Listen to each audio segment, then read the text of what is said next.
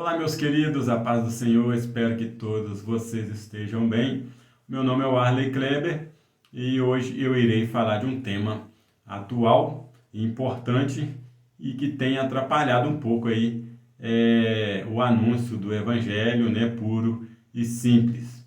Esse tema aí da prosperidade, né, essa prosperidade financeira, essa prosperidade de bens materiais. E vamos tentar aqui fazer uma adaptação ou tentar ver se condiz com a vida de Paulo. Pegamos Paulo como um grande líder da igreja, discípulo de Cristo. Ele teve aí um encontro especial com Cristo. Então nós queremos pegar a vida de Paulo e fazer essa comparação com essa teologia da prosperidade aí, que é do século XX, que chegou aí para os americanos e agora chegou para nós aí há um bom tempinho, e tem alguns líderes aí que gostam dela porque eles se dão bem com ela e eles realmente são prósperos. Os líderes, né? Os membros aí estão precisando de muita coisa, principalmente o estudo puro e simples das Escrituras. Poderíamos pegar o exemplo de Cristo, né, que é o maior missionário de todos os tempos, que sendo rico se fez pobre por amor de nós, para que essa graça nos alcançasse. Né? Ele se fez maldito, porque as Escrituras diz: maldito todo aquele que fosse pendurado no madeiro. Né? Mas pegamos o exemplo de Paulo, e vamos ler alguns textos e tentar fazer essa aplicação, se condiz teologia da prosperidade com vida de Paulo, o que para mim eu entendo que isso não é uma teologia da prosperidade, isso é mais uma teoria de prosperidade, que para alguns dá certo, para os líderes dão certo, mas para os seus liderados, para os seus membros, não dá certo. Se dá certo para alguns, alguns, eles estudaram, eles fizeram um curso, eles trabalharam honestamente para chegar onde chegaram.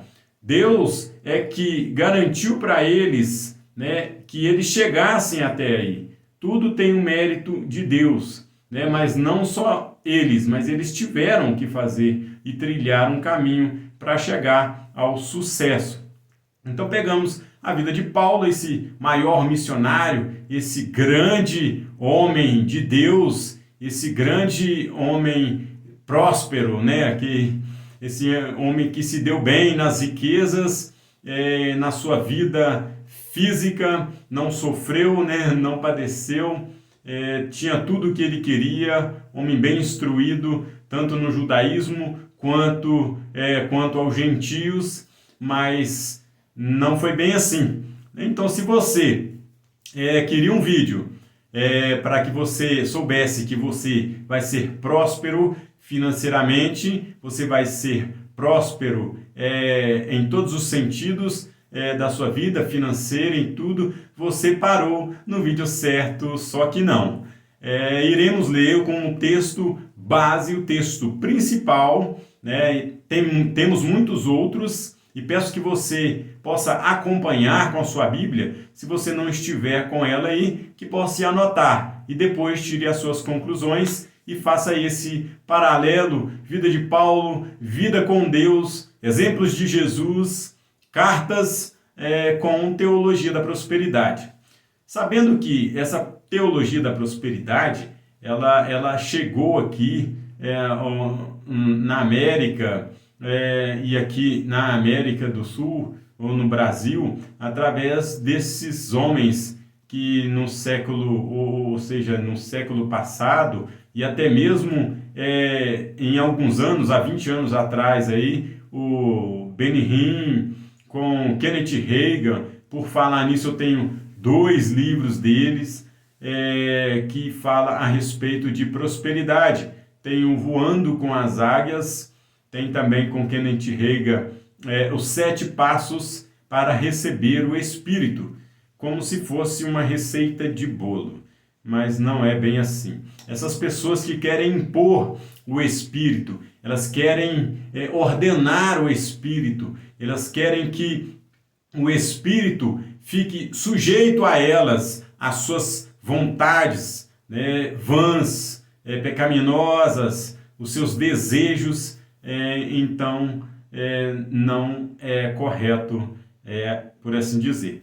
Vemos que essa teologia da prosperidade, ela tem influenciado negativamente na igreja, tem líderes, os supostos líderes têm deixado o evangelho puro e simples, o evangelho que liberta, que salva e cura o perdido, para deixar que esse evangelho, essa teologia da prosperidade, tome os púlpitos das igrejas, onde a mensagem e o tema principal da liturgia é a prosperidade, em que você pode doar, porque Deus ele já liberou as bênçãos no âmbito espiritual, só devemos tomar posse.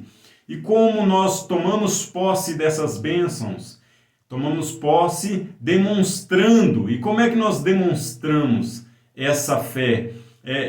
Doando, é dando que se recebe, né? Então tem muitos textos que eles pegam para poder construir essa falácia de prosperidade, que nós vamos ver que não condiz com as Escrituras, essa prosperidade que eles dizem, não. Deus, ele é o dono de tudo, do ouro e da prata, mas ele dá aos seus conforme a vontade dele, para quem ele quer, com quem ele quer. Então, Deus, ele é o cabeça de todo principado e potestade. Sobre ele habita toda a plenitude da divindade. É o que nós entendemos e é o que nos ensina as Escrituras. Então, assim como toda heresia, ela tem um fundo de verdade, ou seja, como já dizia o professor, que a maior fonte de heresia do mundo é a Bíblia. Então, se a pessoa aí conseguir 2, 3 versículos, ela pode construir aí uma teologia falsa, né, e defender o que ela quer, o que ela pensa. E com base nisso, nós pegamos 2 textos que a teologia da prosperidade eles pegam como base para os seus estudos. Um deles se encontra em Marcos, no capítulo 11, versículo 23, e peço que você acompanhe. Nos diz assim: porque em verdade vos digo que qualquer que disser a este monte, ergue-te e lança-te no mar, e não duvidar em seu coração, mas crer que se fará aquilo que diz, tudo o que disser lhe será feito. Por isso vos digo que tudo o que pedirdes orando, crendo que recebereis, tê-lo-eis. Então é isso o que diz o texto a respeito da determinação, né? Então é simplesmente o que eles entendem é que tudo o que você pedir, crendo, ou seja, no que você determinar, ou a confissão positiva, ou o transcendentalismo que você imaginar, ou seja, no campo da mente, vai se materializar. E não é assim o que diz as Escrituras, mas eles pegam pesado nesse versículo. Tudo, Kenneth Hagin fala assim, não é um terço, não é um quarto, não é um quinto. É tudo que você pedir, você vai ter. Assim como os gnósticos, né, que não acreditavam que Jesus veio em corpo e que então era fácil a gente pedir a ele e ele tem que nos atender porque ele não sofreu verdadeiramente. Ele fez um teatro ali na cruz porque ele era Deus e não podia sofrer. E não foi assim. Temos outro texto importante que está escrito aqui na defesa da prosperidade, que se encontra no livro de Filipenses, no capítulo 4, e versículo 13. O interessante é que eles pegam um versículo e pega ele e se alicerça nesse versículo e pronto. Nós temos aqui o versículo 13 que diz assim, eles gostam bastante, né? Eu super crente, posso todas as coisas naquele que me fortalece, né? Só que o texto em si, a partir do versículo 11 ou 10 em diante, ele diz assim, ora, muito me regozijei no Senhor por finalmente reviver a vossa lembrança. Versículo 11, não digo isso como por necessidade, porque já aprendi a contentar-me com o que tenho. Sei estar abatido e sei também ter abundância. Em toda maneira e em todas as coisas estou instruído, tanto a ter fartura como a ter fome, tanto a ter abundância como padecer necessidade. Então posso todas as coisas naquele que me fortalece, ou eu suporto todas as coisas naquele que me fortalece. O que me importa é que o Senhor não me falte. Salmo 23. Então, é o que diz Paulo na íntegra, no texto, está falando isso aí. Mas se a gente for aplicar, ou se nós aplicarmos essa passagem na teologia da prosperidade, né, o contexto todo, realmente não vai ser assim, porque o confessar positivo não vai dar certo, né? Então, esses são os textos básicos, né, para defesa da teologia da prosperidade. Como eu já disse, ela funciona mais para os seus líderes, e as pessoas não conseguem ser bem-sucedidas, a não ser que você estudar, a não ser que você fizer os seus cursos, trabalhar honestamente, e aí Deus vai te abençoar e você vai ser próspero, assim como Paulo vai dizer mais à frente, com o trabalho das suas mãos. E como base, já que falamos a respeito da teologia da prosperidade, e os seus líderes têm muitos argumentos, vão defender com unhas e dentes, porque é um tema que vem bem a calhar aos seus bolsos, né? Andam bem vestidos, andam em carros luxuosos, têm as melhores casas e mansões. Então, com certeza, a teologia da prosperidade deu certo para eles. Pois bem, feito essa introdução acerca da teologia da prosperidade, bem rasa, tem pessoas aí na internet, pessoas com bem gabaritadas, para poder falar a respeito bem mais minuciosamente do tema, e eu não quero aqui gastar pólvora no que diz a teologia da prosperidade. Eu quero mais enfatizar o que diz as Escrituras a respeito deste assunto, né? E o texto base, o texto principal aqui que nós pegamos para ler, de acordo com a vida do maior evangelista depois de Cristo, que é Paulo. E ele escreve assim na sua segunda carta a Timóteo, capítulo 4. Conjuro-te, pois, diante de Deus e do Senhor Jesus Cristo, que há de julgar os vivos e os mortos na sua vida e no seu reino, que pregues a palavras, instes a tempo e fora de tempo, redarguas, repreendas, exorte com toda longanimidade e doutrina. Porque virá tempo em que não sofrerão a sã doutrina, ou não suportarão a sã doutrina, mas tendo comichão, ou seja, colseira nos ouvidos, amontoarão para si doutores, conforme as suas próprias concupiscências. Desviarão os ouvidos da verdade, voltando às fábulas. Mas tu, sê sóbrio, em tudo sofre as aflições, faze a obra de um evangelista, cumpre o teu ministério. Isso diz Paulo a Timóteo. E diz, isso é quanto a ti, Timóteo, porque quanto a mim, versículo 6, porque eu já estou sendo oferecido por aspersão de sacrifício, e o tempo da minha partida está próximo. Combati um bom combate, acabei a carreira, guardei a fé. Desde agora, a coroa da justiça me está guardada, e a qual o Senhor, justo juiz, me dará naquele dia. E não só a mim, mas também a todos os que amarem a sua vinda. Procura vir ter comigo depressa, porque Demas me desamparou, amando o presente século, e foi para Tessalônica.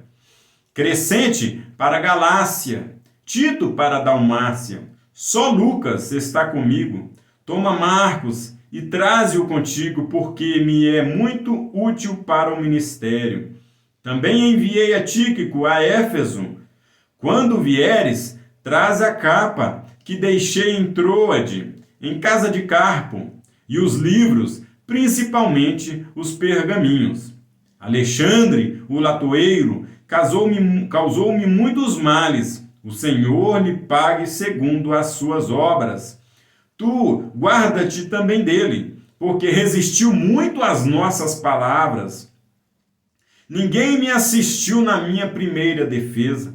Antes todos me desampararam, que isto lhes não seja imputado. Mas o Senhor me assistiu-me e fortaleceu-me para que por mim fosse cumprida a pregação e todos os gentios a ouvissem, e fiquei livre da boca do leão. Então vemos aqui Paulo descrevendo a sua prisão, né? A sua vida, o seu momento em que ele se encontra preso no ano de 67 depois de Cristo. Sabemos que Nero colocou fogo em Roma e atribuiu a culpa aos cristãos. E Paulo, como o líder, né, dessa sedição, desse movimento, foi acusado então e sentenciado à morte por decapitação. Nós percebemos que, a princípio, Paulo ele não pensou positivo, não confessou positivo, não praticou o transcendentalismo, o poder da mente. Ele poderia ter pedido ou desejado que ele fosse solto ou livre, liberto, e vivesse sua vida até a velhice, assim como João viveu, né, na ilha de Pátio, morreu de velhice, né, mas não foi assim. Nós vemos aqui que ao final da sua vida, depois de pregar o evangelho, depois de ministro, depois de fundar igrejas, de ganhar muitas vidas, judeus e gentios, para o evangelho, né? Levar a palavra de Cristo com toda a dedicação, com todo o sofrimento que nós vemos aqui, ao final da sua vida ser tido como um revoltoso, ou alguém que levantou uma sedição contra Roma, né, e colocou fogo em Roma.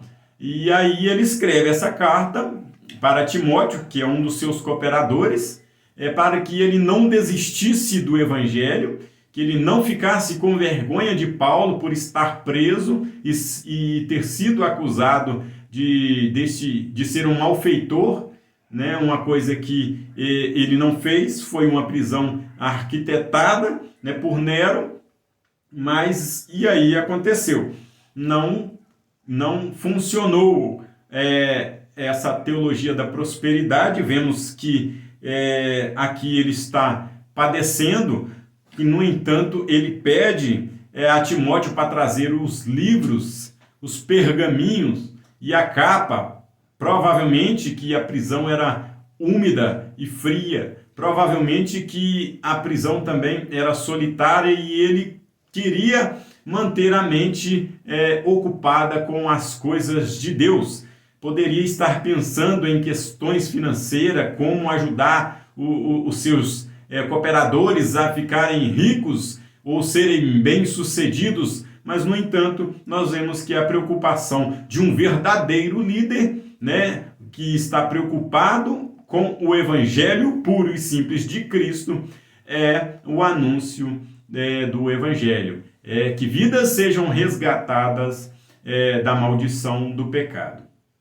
Então ele aconselha a Timóteo que ele não desistisse e que pregues a palavra a tempo e a fora de tempo, que no final as pessoas eles prefeririam criar para si doutores e preferiam também acreditar em fábulas, mentiras, assim como esta falácia da teologia da prosperidade, em que você dá 1.000, você vai ganhar 2.000, o que você tem que confessar, e aí você vai ter, né, no físico, e as pessoas têm se deixado levar por essas teorias, né, de prosperidade.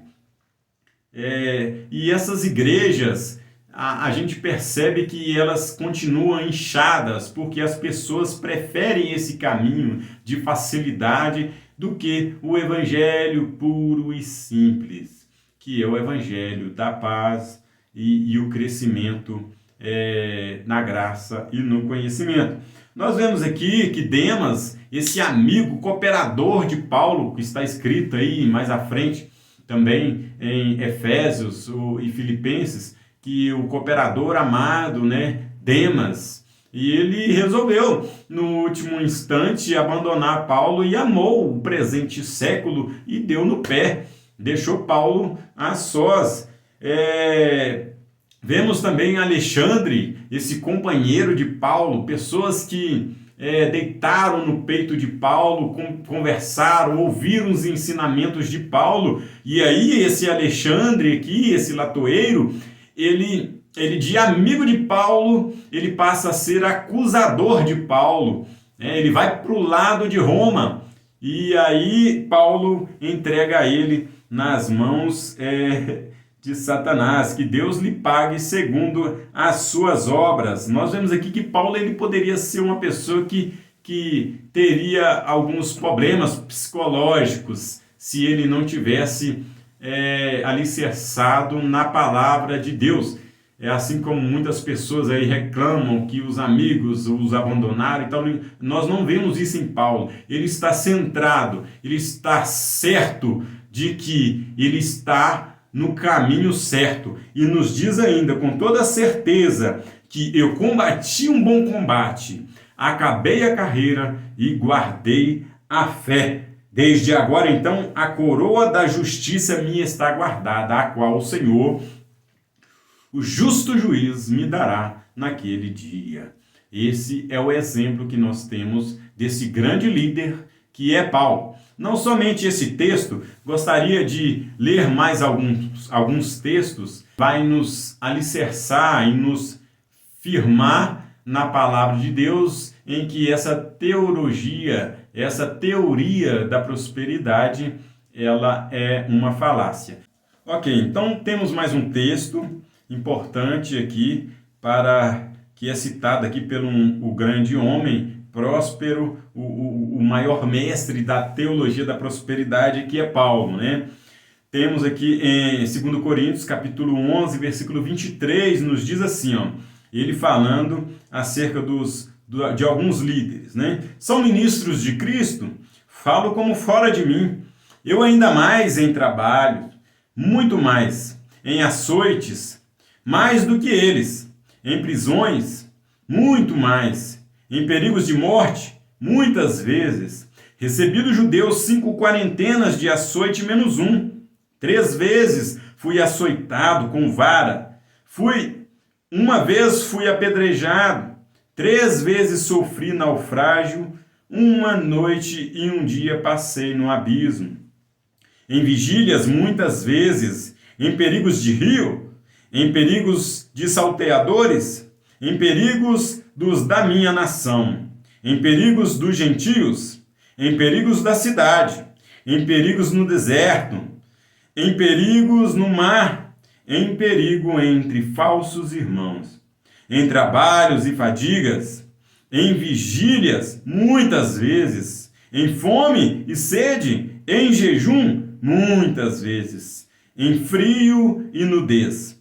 Além das coisas exteriores que me oprimem, a cada dia o cuidado de todas as igrejas. Então nós vemos aqui mais um exemplo de prosperidade, né, de fome, né, de frio e nudez. É o que o nosso verdadeiro líder, ele passou, ele sofreu, padeceu, para que o evangelho chegasse até nós.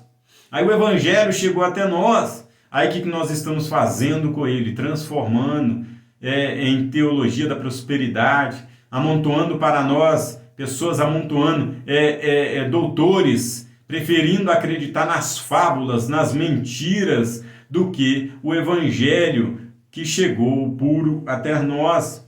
Né? Nós temos esse versículo aí que realmente ele destrói essa teologia de prosperidade.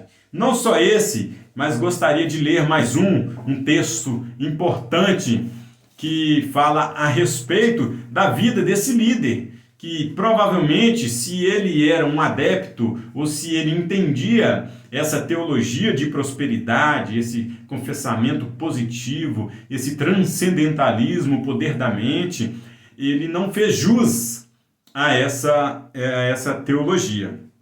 Temos aqui também em 1 Coríntios, no capítulo 4, versículo 11, Paulo diz assim: até esta presente hora sofremos fome e sede, e estamos nus, recebemos bofetada e não temos pousada certa. As mansões aí dos líderes das prosperidades, né? E nos fadigamos, trabalhando com as nossas próprias mãos. Somos injuriados e bendizemos, somos perseguidos e sofremos, somos blasfemados e rogamos. Até ao presente temos chegado a ser como lixo deste mundo e como escória de todos. Não escrevo essas coisas para vos envergonhar, mas admoesto-vos como meus filhos amados, porque ainda que tivesse 10.000 aios em Cristo, não tereis contudo muitos pais, porque eu pelo Evangelho vos gerei em Jesus Cristo. Admoesto-vos, portanto, a que sejais meus imitadores. Impossível ser imitador de Paulo com teologia de prosperidade, com anúncio do Evangelho. É impossível. É impossível servir a dois senhores. Não é verdade? De Mateus, capítulo 6, versículo 24. O texto é grande. Se você está interessado em teologia da prosperidade ou a defesa do Evangelho versus teologia da prosperidade, vamos lá, pegue sua Bíblia e me acompanhe. Ninguém pode servir a dois senhores, porque ou há de odiar um e amar o outro, ou se dedicar a um e desprezar o outro. Não podeis servir a Deus e às riquezas. Por isso vos digo, não andeis cuidadosos quanto à vossa vida, pelo que haveis de comer ou pelo que haveis de beber, nem quanto ao vosso corpo, pelo que haveis de vestir. Não é a vida mais do que o mantimento, e o corpo mais do que a vestimenta? Olhai para as aves do céu, que não semeiam, nem ceigam, nem ajuntam em celeiros, e o vosso Pai Celestial as alimenta. Não tende vós muito mais valor do que elas? Qual de vós poderá, com todos os seus cuidados, acrescentar um côvado à sua estatura? E quanto ao vestuário, por que andeis solícitos? Olhai para os lírios do campo, como eles crescem, não trabalham nem fiam. E eu vos digo que nem mesmo Salomão, em toda a sua glória, se vestiu como qualquer deles. Pois se Deus assim veste a erva do campo, que hoje existe e amanhã é lançada no forno, não vos vestirá muito mais a vós, homens de pequena fé? Então, não andeis, pois, inquietos, dizendo: que comeremos, ou que beberemos, ou com que nos vestiremos? Porque todas essas coisas os gentios, os de fora da igreja de Deus, Os que não fazem parte do reino, dos eleitos, dos chamados, dos escolhidos, eles buscam essas coisas. Aquelas pessoas que preferem acreditar nas fábulas, nas mentiras e que preferem criar para si doutores mentirosos e acreditar neles, essas pessoas buscam assim. Mas buscai primeiro o reino de Deus e a sua justiça, e todas essas coisas vos serão acrescentadas. Não vos inquieteis, pois, pelo dia de amanhã, porque o dia de amanhã cuidará de si, basta cada dia o seu mal. Palavras do Mestre, o Pai da eternidade, falando para nós, que não devemos preocupar com teologia da prosperidade, isso é falácia. Deus tem para dar. Ele é o Pai criador de tudo e detém todo o poder nas suas mãos. Mas Ele dá conforme Ele quer e para quem Ele quer. Assim como o Espírito. Ele distribui os dons conforme Ele quer. Não é somente impor para Ele, ou como diz o Benihim, 7 passos para você ser cheios do Espírito. É uma receita, e aí o Espírito ele vai ter que cumprir aquilo que você determinou que ele fizesse. Lido essas palavras de Cristo, nós sabemos aí que aqueles que buscam a riqueza caem em muitas tentações, assim diz as Escrituras. E o Evangelho de Cristo é o inverso do que nós estamos vendo aí nessa atualidade de prosperidade, onde os líderes não aceitam que os seus liderados, seus membros estejam doentes, que eles andam de carros velhos, ou que eles morem em aglomerados, independente da situação de onde vieram. Eles não aceitam e fala que isso é até demônio. Enfim, em Timóteo capítulo 3, versículo 12, apóstolo Paulo ele diz que todos que querem viver piamente padecerão perseguições.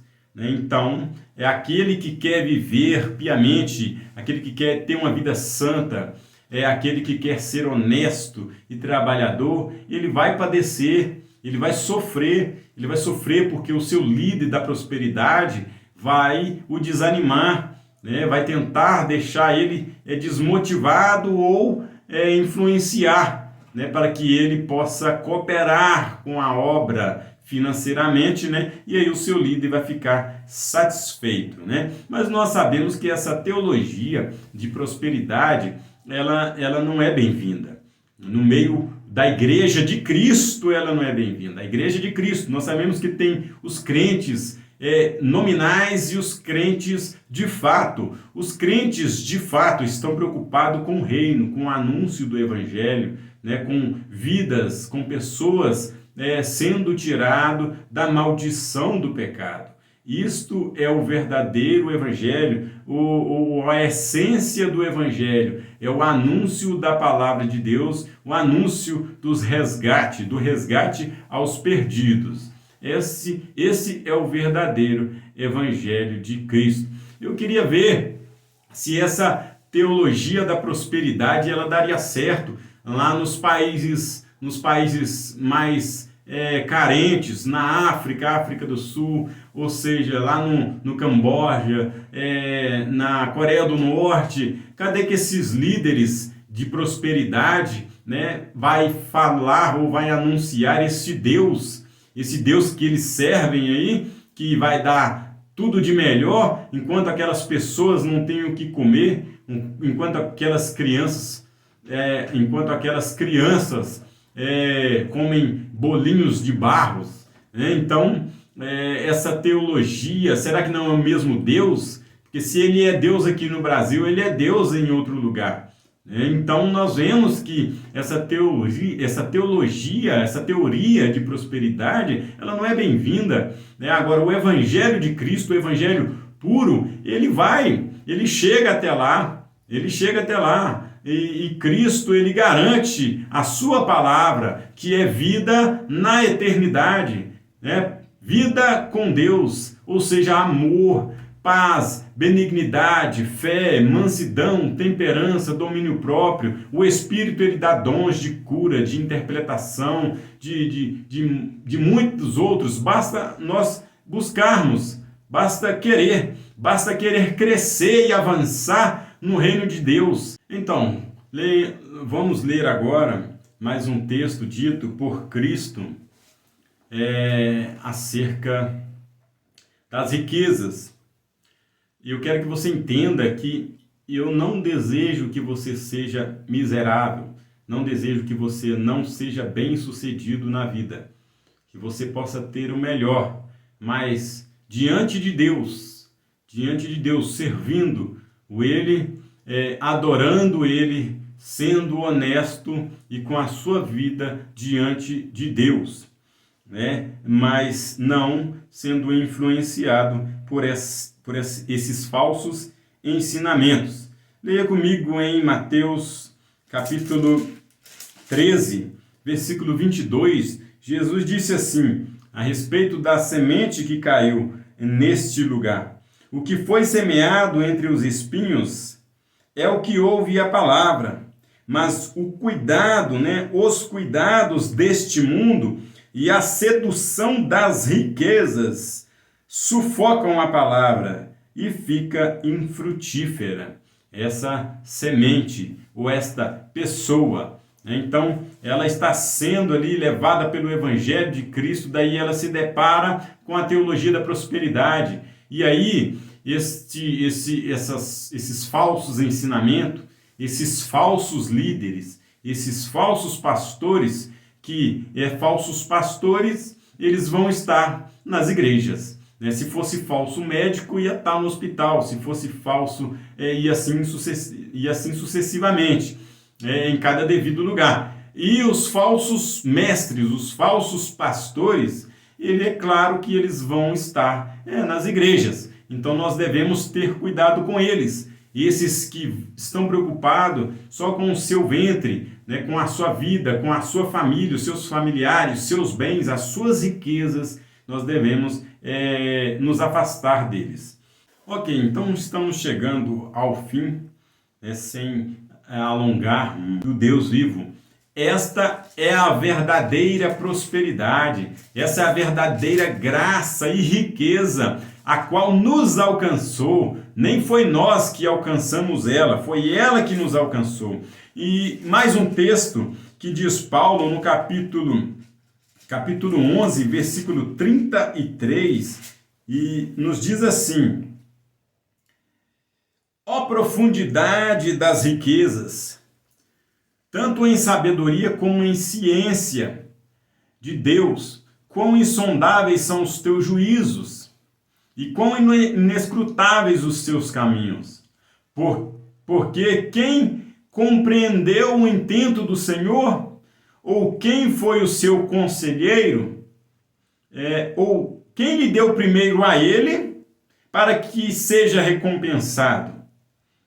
Porque dele e por ele e para ele são todas as coisas. Glória, pois, a ele eternamente. Amém. Diz Paulo aqui a sua carta aos Romanos. Irmãos, então, glória seja a Deus por todas as coisas, por tudo que Ele tem feito, né? Por ter deixado a sua glória, se fez um de nós para nos resgatar e nos tirar da escravidão do pecado. E aquela cédula que era posta contra nós, Ele cravou na cruz e nos deu vida eterna. Louvado seja o nome do Senhor. Gostaria de ler ainda aqui em Colossenses, capítulo 1, versículo 27.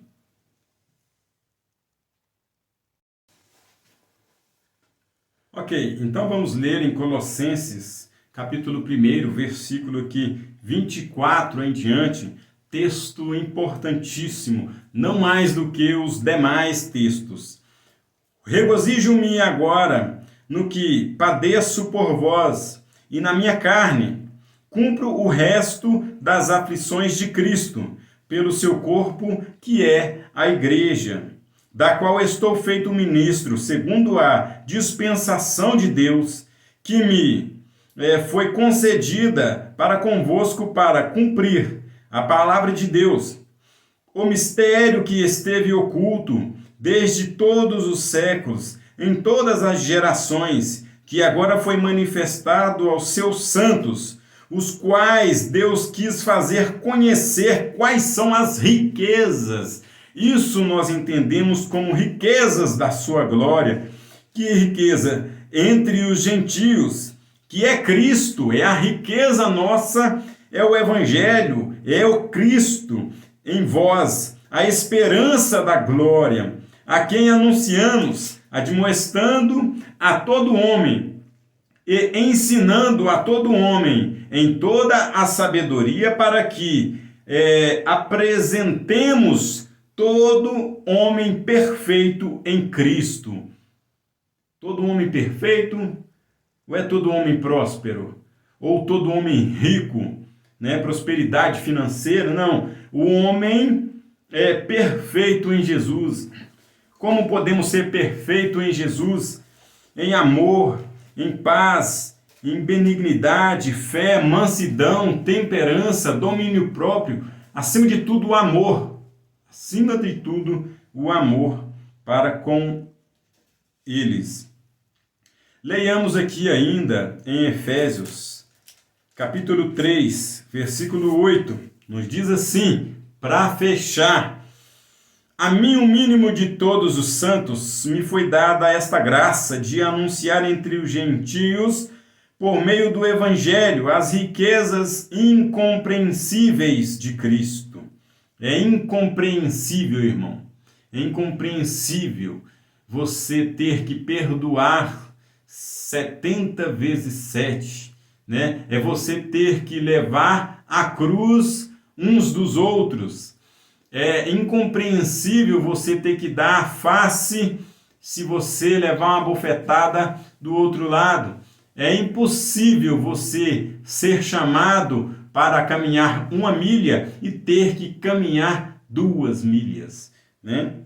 Esse é o Evangelho de Cristo, que é oposto, né, ao que nós entendemos de prosperidade.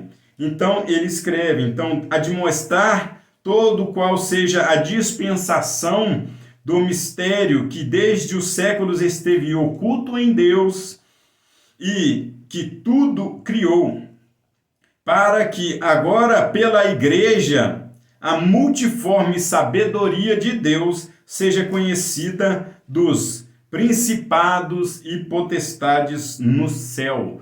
Colossenses 2, 9 e 10. Jesus é o cabeça de todo principado e potestade, e sobre ele habita toda a plenitude da divindade, é o que diz o complemento deste versículo.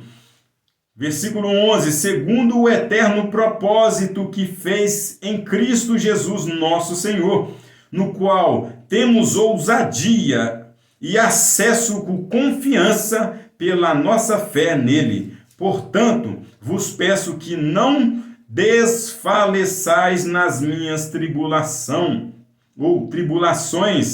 por vós, que são a vossa glória em Cristo. Então, nós podemos fazer esse paralelo, essa comparação, tentar adequar a vida de Paulo com essa teologia de prosperidade, onde as pessoas podem exigir de Deus, onde as pessoas querem bens financeiros, casas boas, os melhores carros, e trocam tudo isso, né, em troca da presença, ou seja, preferem estar diante dessas falácias do que na igreja, ouvindo um evangelho onde Cristo cura, liberta, ele salva o pecador. Então nós chegamos aqui ao final desse vídeo e eu espero ter cooperado para o seu entendimento e juntos vamos amadurecendo até ser perfeito, né? Não quero aqui disputar com nenhum outro teólogo aí do YouTube. Eu quero somar e assim nós vamos vencendo essas heresias, essas falácias que têm chegado aí nas igrejas, e graças a Deus ele tem levantado homens e mulheres que vão fazendo essa exegese, vão fazendo uma homilética, vão fazendo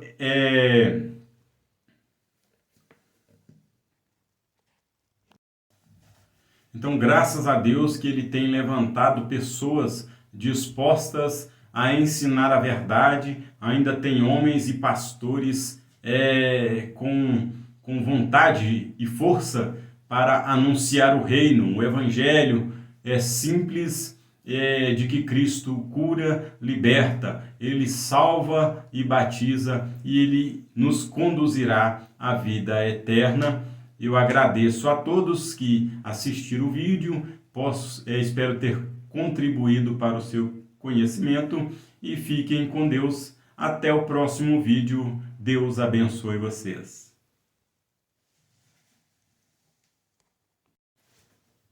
Olá, meus queridos, a paz do Senhor, espero que todos vocês estejam bem. Meu nome é Arley Kleber e hoje eu irei falar de um tema atual e importante e que tem atrapalhado um pouco aí o anúncio do evangelho, né, puro e simples. Esse tema aí da prosperidade, né, essa prosperidade financeira, essa prosperidade de bens materiais, e vamos tentar aqui fazer uma adaptação ou tentar ver se condiz com a vida de Paulo. Pegamos Paulo como um grande líder. Pegamos Paulo como um grande líder da igreja, discípulo de Cristo. Ele teve aí um encontro especial com Cristo.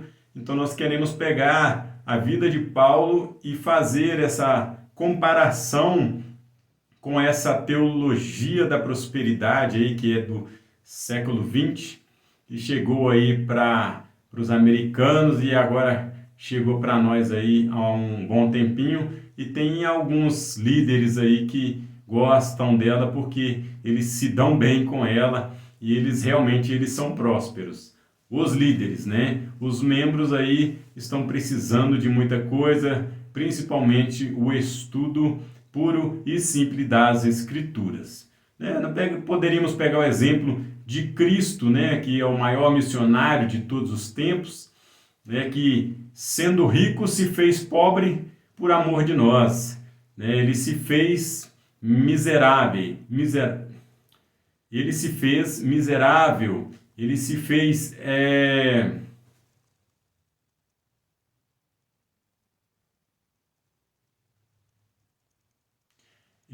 Jesus Cristo, ele sendo rico, se fez pobre, ele se fez miserável, ou menos, ele se fez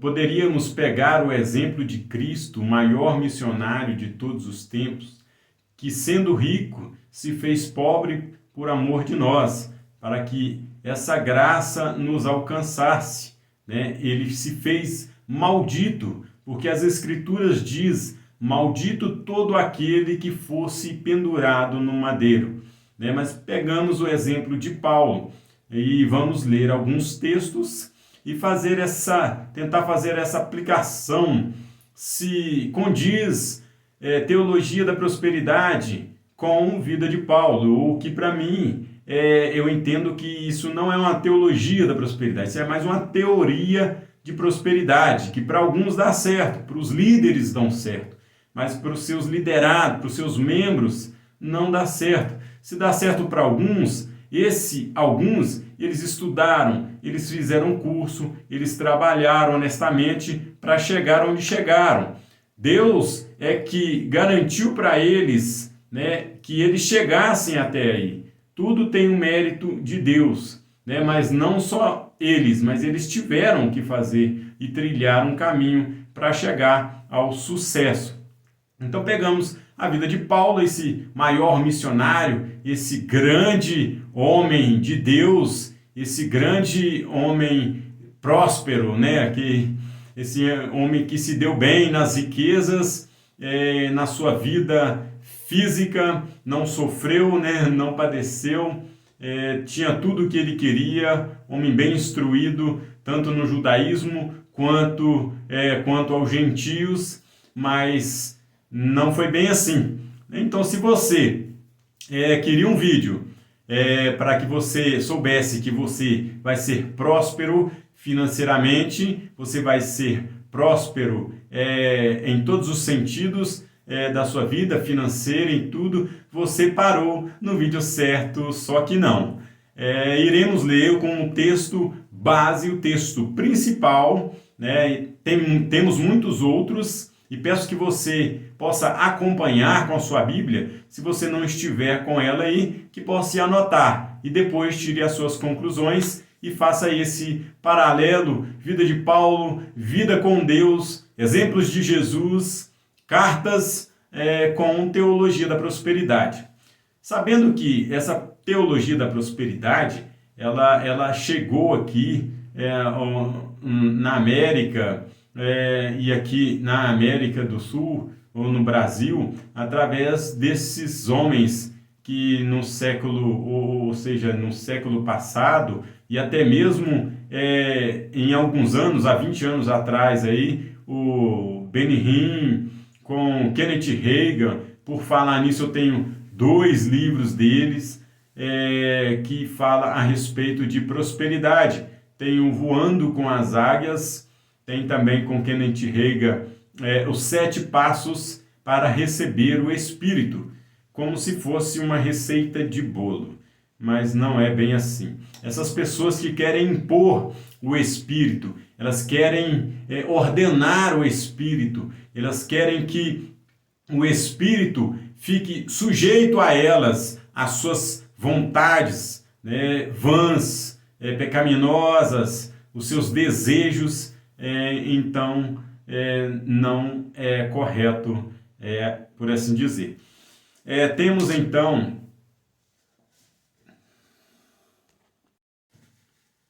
vimos que essa teologia da prosperidade, ela tem influenciado negativamente na igreja, tem líderes, os supostos líderes têm deixado o evangelho puro e simples, o evangelho que liberta, que salva e cura o perdido, para deixar que esse evangelho, essa teologia da prosperidade, tome os púlpitos das igrejas, onde a mensagem e o tema principal da liturgia é a prosperidade, em que você pode doar, porque Deus ele já liberou as bênçãos no âmbito espiritual, só devemos tomar posse. E como nós tomamos posse dessas bênçãos? Tomamos posse demonstrando. E como é que nós demonstramos essa fé? Doando, é dando que se recebe, né? Então tem muitos textos que eles pegam para poder construir essa falácia de prosperidade, que nós vamos ver que não condiz com as Escrituras, essa prosperidade que eles dizem, não. Deus, ele é o dono de tudo, do ouro e da prata, mas ele dá aos seus conforme a vontade dele, para quem ele quer, com quem ele quer. Então, Deus, ele é o cabeça de todo principado e potestade. Sobre ele habita toda a plenitude da divindade. É o que nós entendemos e é o que nos ensina as Escrituras.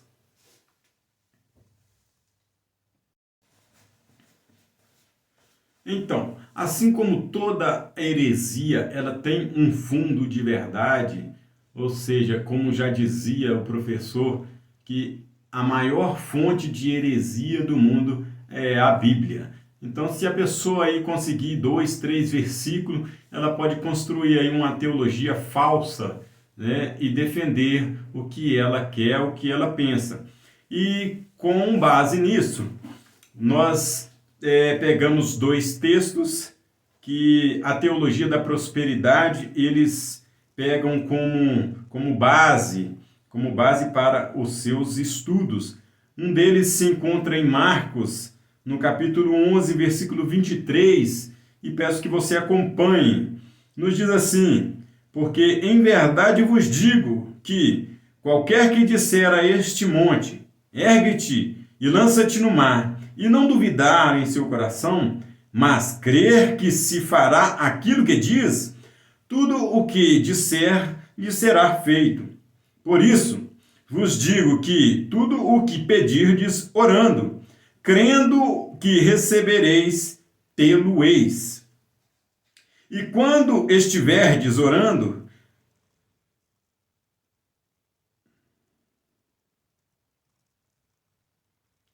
então é isso o que diz o texto a respeito da determinação, né? Então é simplesmente o que eles entendem é que tudo o que você pedir, crendo, ou seja, então eles entendem do texto que tudo o que você pedir, crendo, ou seja, no que você determinar, ou a confissão positiva, ou o transcendentalismo que você imaginar, ou seja, no campo da mente, vai se materializar. E não é assim o que diz as Escrituras, mas eles pegam pesado nesse versículo. Tudo, Kenneth Hagin fala assim, ó, não é um terço, não é um quarto, não é um quinto.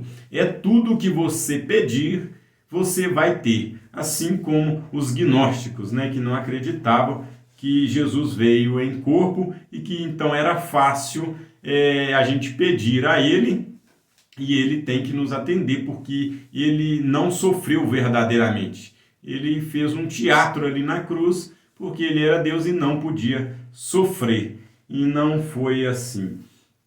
Temos outro texto importante que está escrito aqui na defesa da prosperidade, que se encontra no livro de Filipenses, no capítulo 4 e versículo 13. O interessante é que eles pegam um versículo e pega ele e se alicerça nesse versículo e pronto. Nós temos aqui o versículo 13 que diz assim, eles gostam bastante, né? Eu super crente, posso todas as coisas naquele que me fortalece, né? Só que o texto em si, a partir do versículo 11 ou 10 em diante, ele diz assim, ora, muito me regozijei no Senhor por finalmente reviver a vossa lembrança. Versículo 11. Não digo isso como por necessidade, porque já aprendi a contentar-me com o que tenho. Sei estar abatido e sei também ter abundância. Em toda maneira e em todas as coisas estou instruído, tanto a ter fartura como a ter fome, tanto a ter abundância como padecer necessidade. Então, posso todas as coisas naquele que me fortalece, ou eu suporto todas as coisas naquele que me fortalece. O que me importa é que o Senhor não me falte. Salmo 23. Então, é o que diz Paulo na íntegra, no texto, está falando isso aí. Mas se a gente for aplicar, ou se nós aplicarmos essa passagem na teologia da prosperidade, né, o contexto todo, realmente não vai ser assim, porque o confessar positivo não vai dar certo, né? Então, esses são os textos básicos, né, para defesa da teologia da prosperidade. Como eu já disse, ela funciona mais para os seus líderes e as pessoas não consegue ser bem-sucedida, a não ser que você estudar, a não ser que você fizer os seus cursos, trabalhar honestamente, e aí Deus vai te abençoar e você vai ser próspero, assim como Paulo vai dizer mais à frente, com o trabalho das suas mãos. E como base, já que falamos a respeito da teologia da prosperidade, e os seus líderes têm muitos argumentos, vão defender com unhas e dentes, porque é um tema que vem bem a calhar aos seus bolsos, né? Andam bem vestidos, andam em carros luxuosos, têm as melhores casas e mansões. Então, com certeza, a teologia da prosperidade deu certo para eles. E queremos então agora partir para o texto principal que eu gostaria que você pudesse acompanhar, que se encontra em 2 Coríntios.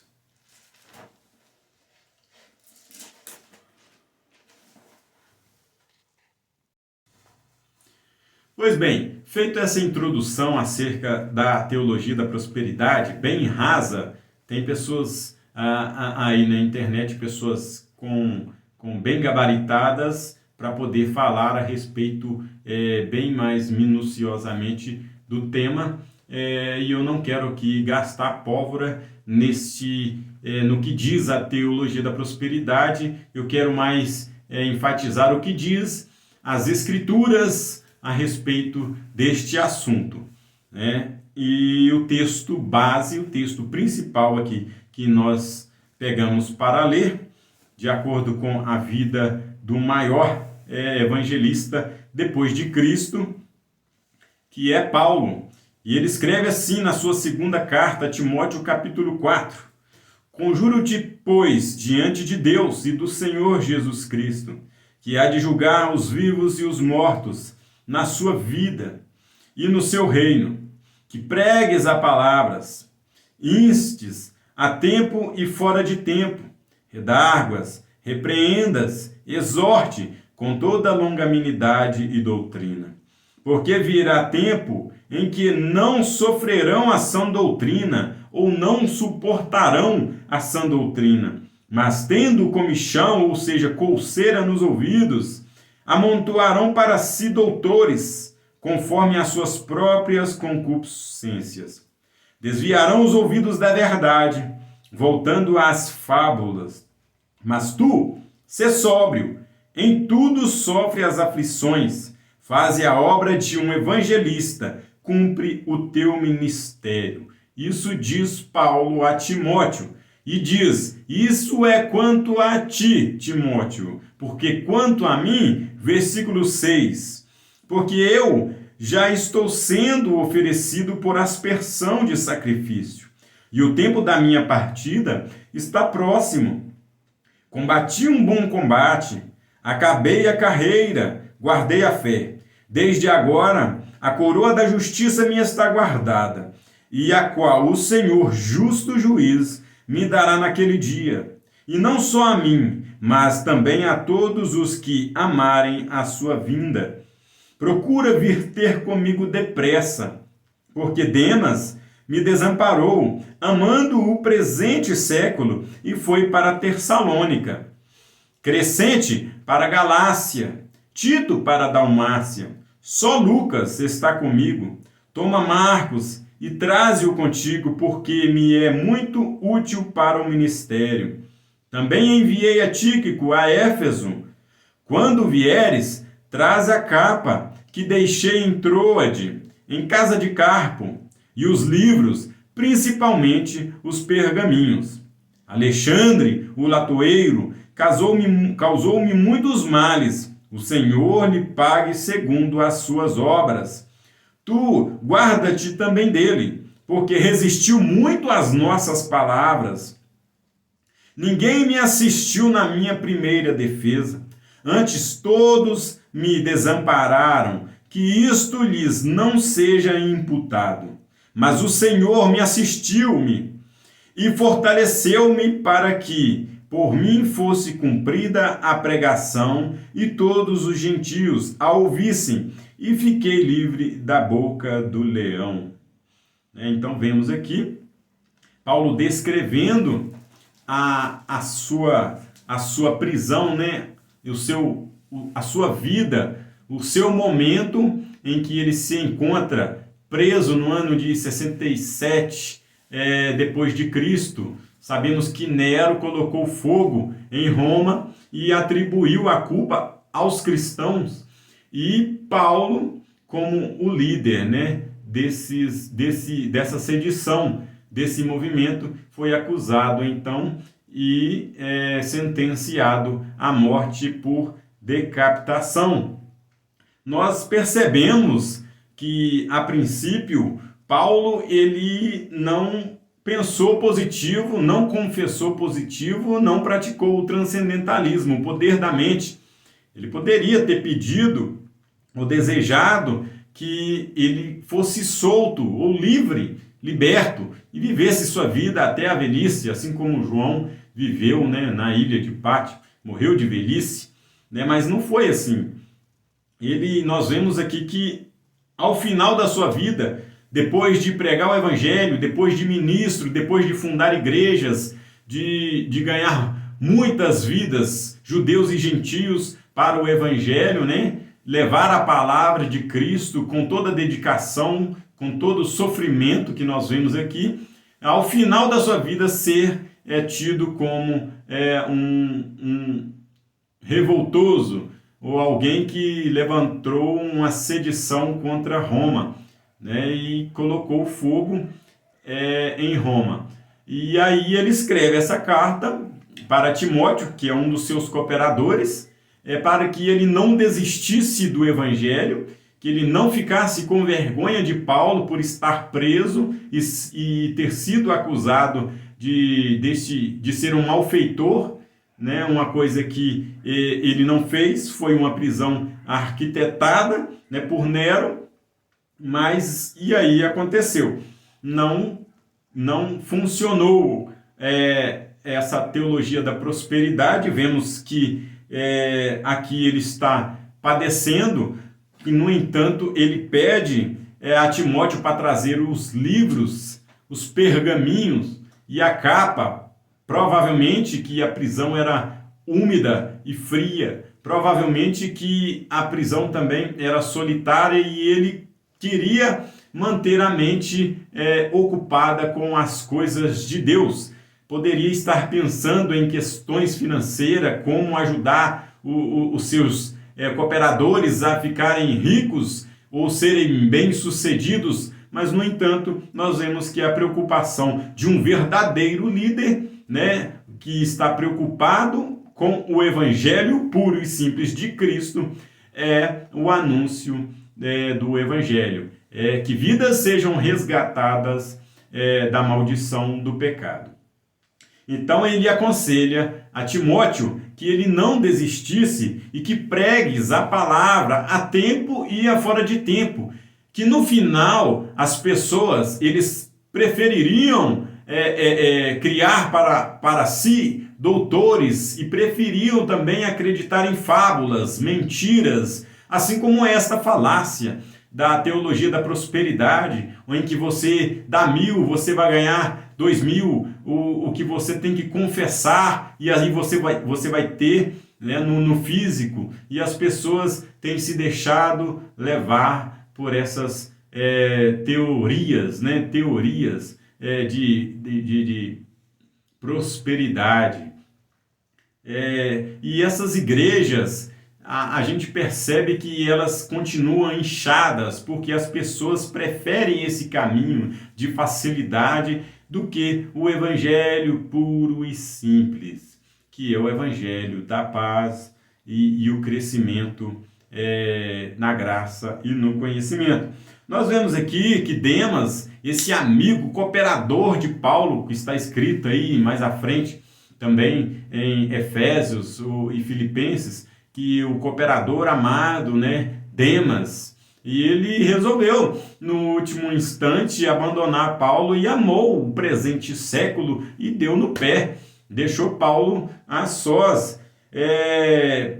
Vemos também Alexandre, esse companheiro de Paulo, pessoas que deitaram no peito de Paulo, conversaram, ouviram os ensinamentos de Paulo, e aí esse Alexandre aqui, esse latoeiro, ele de amigo de Paulo, ele passa a ser acusador de Paulo, ele vai para o lado de Roma, e aí Paulo entrega ele nas mãos de Satanás, que Deus lhe pague segundo as suas obras. Nós vemos aqui que Paulo ele poderia ser uma pessoa que teria alguns problemas psicológicos se ele não tivesse alicerçado na palavra de Deus. É assim como muitas pessoas aí reclamam que os amigos os abandonaram, então nós não vemos isso em Paulo. Ele está centrado, ele está certo de que ele está no caminho certo, e nos diz ainda com toda certeza que eu combati um bom combate, acabei a carreira e guardei a fé. Desde agora, então, a coroa da justiça minha está guardada, a qual o Senhor, o justo juiz, me dará naquele dia. Esse é o exemplo que nós temos desse grande líder que é Paulo. Não somente esse texto, gostaria de ler mais alguns textos que vai nos dar mais base a respeito dessa falsa. Gostaria de ler mais textos que vai nos alicerçar e nos firmar na palavra de Deus, em que essa teologia, essa teoria da prosperidade, ela é uma falácia. Eu gostaria que você acompanhasse aí na sua Bíblia em 2 Coríntios, capítulo 11, versículo 23. Ok, então temos mais um texto importante aqui que é citado aqui pelo o grande homem Próspero, o maior mestre da teologia da prosperidade, que é Paulo, né? Temos aqui em 2 Coríntios, capítulo 11, versículo 23, nos diz assim, ó, ele falando acerca de alguns líderes, né? São ministros de Cristo? Falo como fora de mim. Eu ainda mais em trabalho, muito mais, em açoites, mais do que eles, em prisões, muito mais, em perigos de morte, muitas vezes. Recebi dos judeus 5 quarentenas de açoite menos 1. 3 vezes fui açoitado com vara. Uma vez fui apedrejado. 3 vezes sofri naufrágio. 1 noite e 1 dia passei no abismo.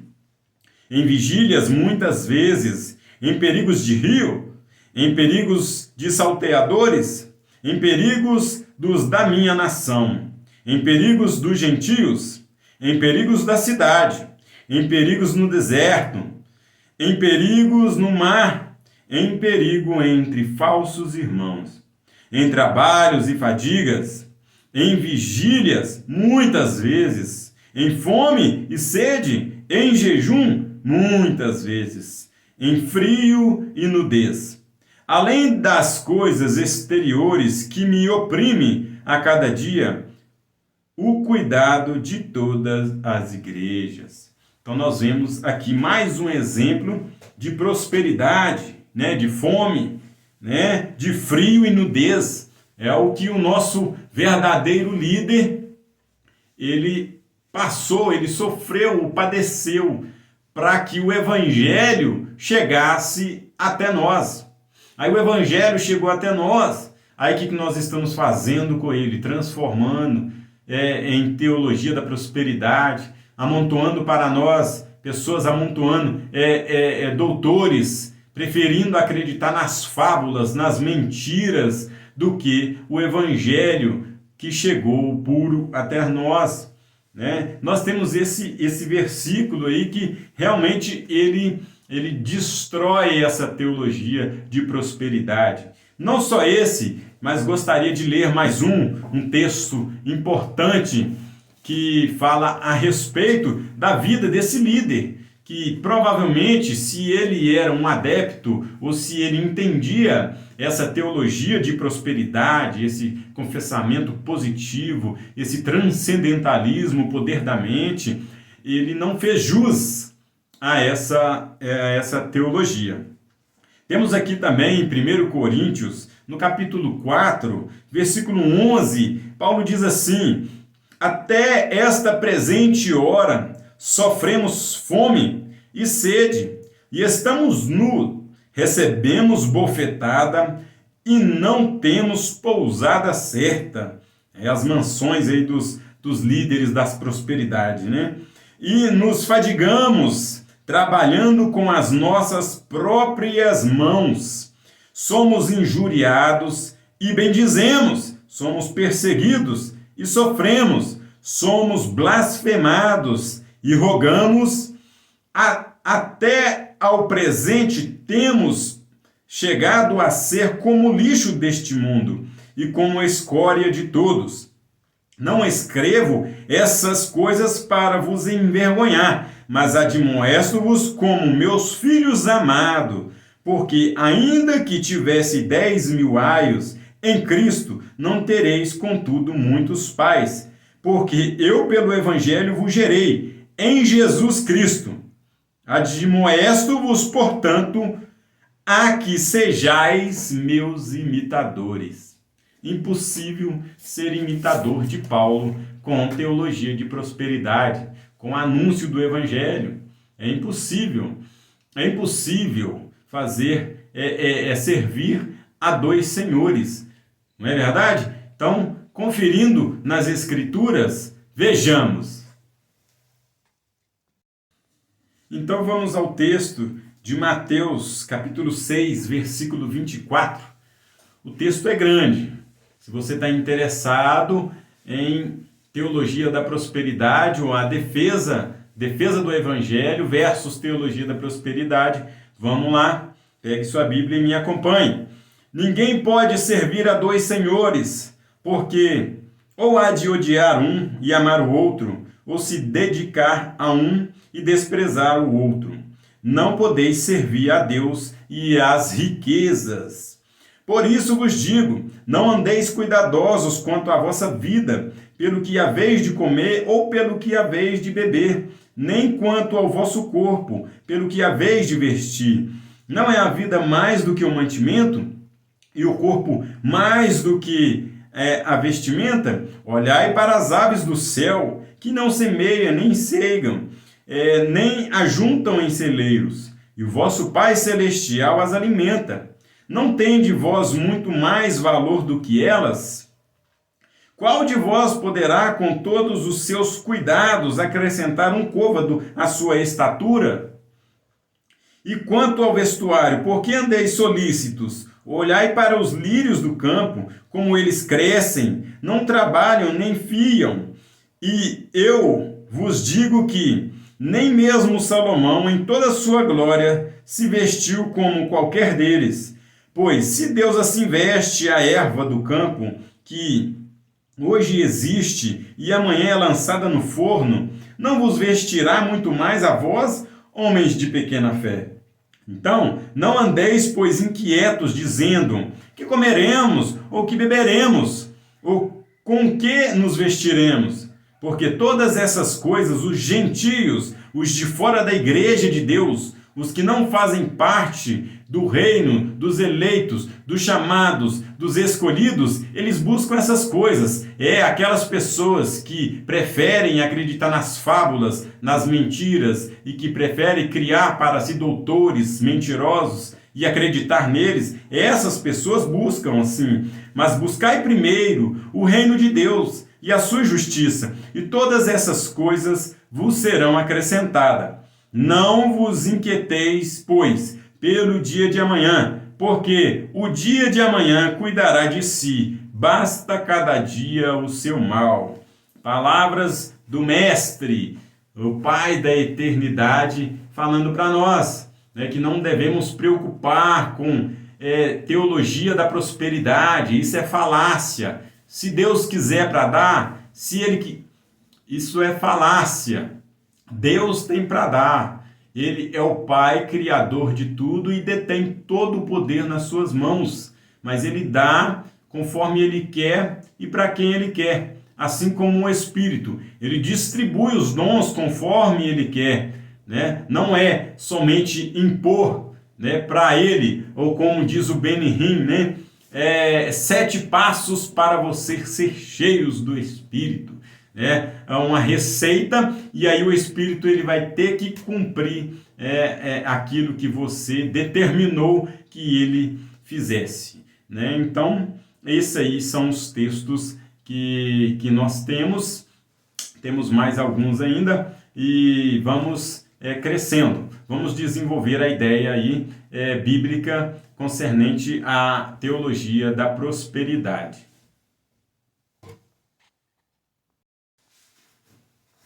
Ok, lido essas palavras de Cristo, nós sabemos aí que aqueles que buscam a riqueza caem em muitas tentações, assim diz as Escrituras. E o Evangelho de Cristo é o inverso do que nós estamos vendo aí nessa atualidade de prosperidade, onde os líderes não aceitam que os seus liderados, seus membros estejam doentes, que eles andam de carros velhos, ou que eles morem em aglomerados, dependente da situação de onde vieram. Eles não aceitam e fala que isso é até demônio. Enfim, em Timóteo capítulo 3, versículo 12, apóstolo Paulo ele diz que todos que querem viver piamente padecerão perseguições. Então, aquele que quer viver piamente, aquele que quer ter uma vida santa, aquele que quer ser honesto e trabalhador, ele vai padecer, ele vai sofrer porque o seu líder da prosperidade vai o desanimar, né? Vai tentar deixar ele desmotivado ou influenciar, né? Para que ele possa cooperar com a obra financeiramente, né? E aí o seu líder vai ficar satisfeito, né? Mas nós sabemos que essa teologia de prosperidade, ela não é bem-vinda. No meio da igreja de Cristo, ela não é bem-vinda. A igreja de Cristo, nós sabemos que tem os crentes nominais e os crentes de fato. Os crentes de fato estão preocupados com o reino, com o anúncio do evangelho, né? Com vidas, com pessoas sendo tirado da maldição do pecado. Isto é o verdadeiro evangelho, a essência do evangelho, é o anúncio da palavra de Deus, o anúncio do resgate aos perdidos. Esse é o verdadeiro evangelho de Cristo.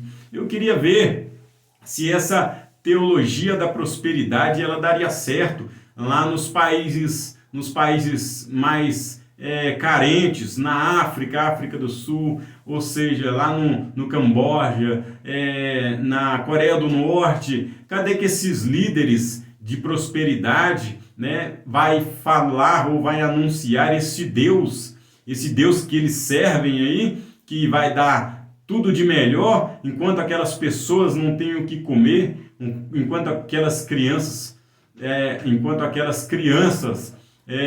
comem bolinhos de barros, né? Então, essa teologia, será que não é o mesmo Deus? Porque se ele é Deus aqui no Brasil, ele é Deus em outro lugar. Então, nós vemos que essa teoria de prosperidade, ela não é bem-vinda, né? Agora, o Evangelho de Cristo, o Evangelho puro, ele chega até lá, e Cristo, ele garante a sua palavra, que é vida na eternidade, né? Vida com Deus, ou seja, amor, paz, benignidade, fé, mansidão, temperança, domínio próprio. O Espírito ele dá dons de cura, de interpretação, de muitos outros. Basta nós buscarmos, basta querer crescer e avançar no reino de Deus. Então, vamos ler agora mais um texto dito por Cristo acerca das riquezas. Eu quero que você entenda que eu não desejo que você seja miserável, não desejo que você não seja bem-sucedido na vida, que você possa ter o melhor, mas diante de Deus, servindo Ele, adorando Ele, sendo honesto e com a sua vida diante de Deus, né? Mas não sendo influenciado por esses falsos ensinamentos. Leia comigo em Mateus capítulo 13, versículo 22, Jesus disse assim, a respeito da semente que caiu neste lugar: o que foi semeado entre os espinhos é o que ouve a palavra, mas os cuidados deste mundo e a sedução das riquezas sufocam a palavra e fica infrutífera. Essa semente ou esta pessoa, então ela está sendo ali levada pelo Evangelho de Cristo, daí ela se depara com a teologia da prosperidade, e aí esses falsos ensinamentos, esses falsos líderes, esses falsos pastores, falsos pastores, eles vão estar nas igrejas. Se fosse falso médico, ia estar no hospital. Se fosse falso, e assim sucessivamente, em cada devido lugar. E os falsos mestres, os falsos pastores, é claro que eles vão estar nas igrejas. Então nós devemos ter cuidado com eles. Esses que estão preocupados só com o seu ventre, com a sua vida, com a sua família, os seus familiares, os seus bens, as suas riquezas, nós devemos nos afastar deles.